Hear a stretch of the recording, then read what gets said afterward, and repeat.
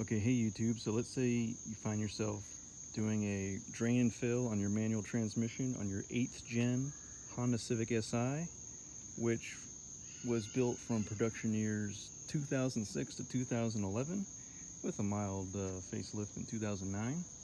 So the instructions will tell you, or other videos will tell you, that you have to take out the airbox to get to the fill plug. But as I found out after I took off the airbox, of course, you actually can reach that plug from underneath the car. Let me see if I can turn this down.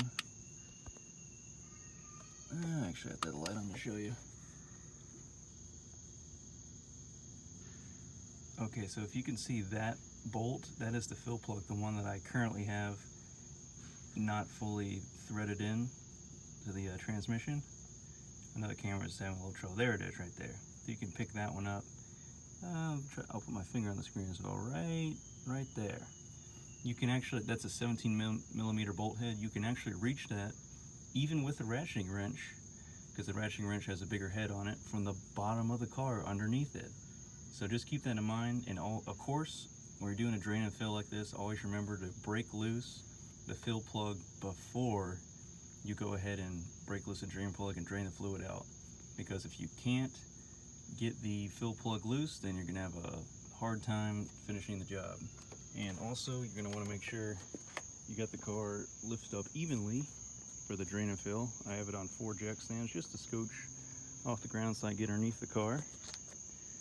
And yeah, that's about all I gotta say about that. Just a quick extra tip when doing your drain and fill on your manual transmission on your 8th gen Honda Civic Si 06 to 2011.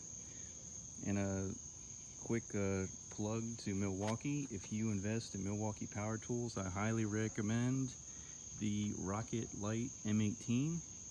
It's currently on its highest brightness setting. You can't even look into the darn thing. It's putting out 3,000 lumens.